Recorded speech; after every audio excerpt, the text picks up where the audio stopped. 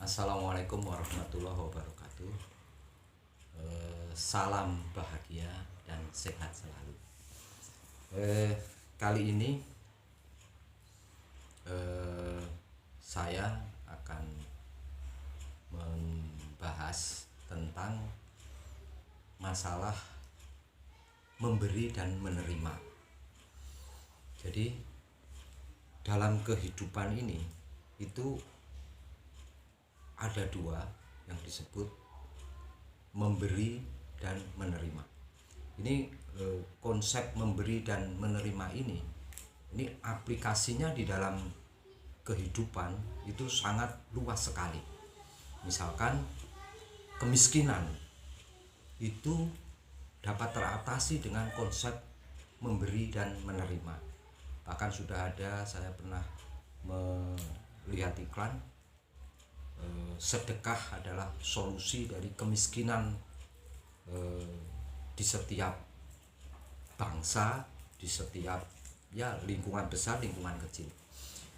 Jadi manusia harus meyakini bahwa apa yang dia miliki itu hanyalah titipan.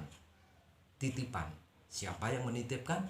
Yang menitipkan adalah Tuhan.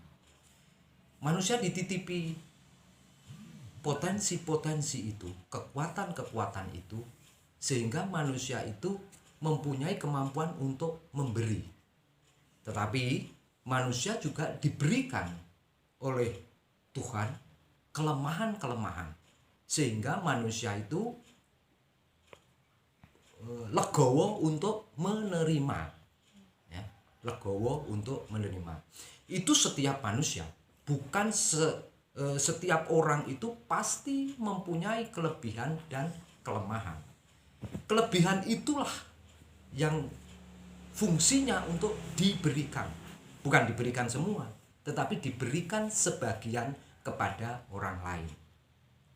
Nah, orang lain yang diberikan kelemahan oleh Tuhan, itu dengan legowo untuk menerima kelebihan dari orang lain. Inilah bentuk silaturahmi yang abadi, bentuk silaturahmi yang baik, bentuk silaturahmi yang bisa berlangsung dengan rasa syukur, karena ada konsep memberi dan menerima. Bagi orang yang menerima, jangan berkecil hati, karena orang yang menerima itu sebenarnya punya potensi-potensi untuk diberikan. Jadi setiap manusia itu punya kewajiban menerima dan memberi. Karena dengan konsep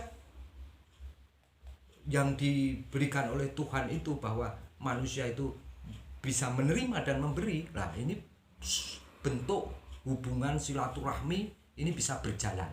Baik itu sekup keluarga, sekup RT, RW, kabupaten, negara, antar negara.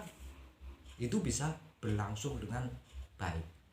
Mulai zaman apapun, mulai zaman dulu sampai zaman sekarang, hal itu terjadi. Jadi tidak bisa ketika orang itu ego untuk menerima saja dan orang itu ego untuk memberi saja, itu akan tidak terjadi hubungan yang harmonis di dalam kehidupannya, baik dalam lingkungan kecil maupun lingkungan besar.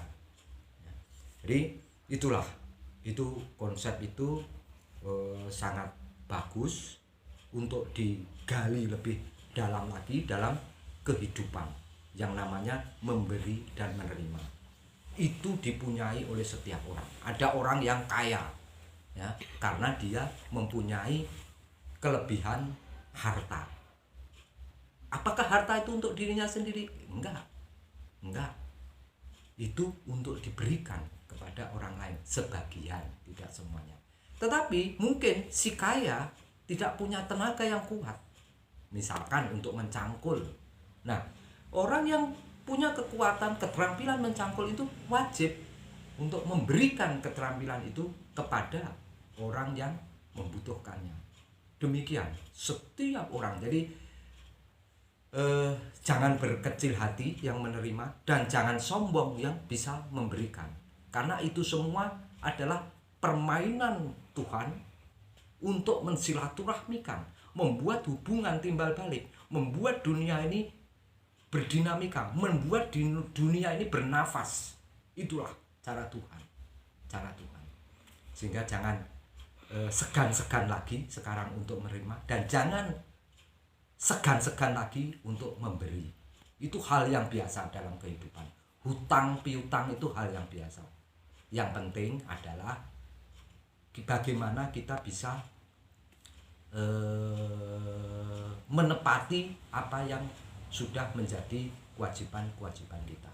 Jadi itu satu hal tentang konsep hidup, yaitu memberi dan menerima, yang mana itu semua titipan dari Tuhan dan wajib untuk diaplikasikan dalam kehidupan. Karena ketika itu diaplikasikan, itu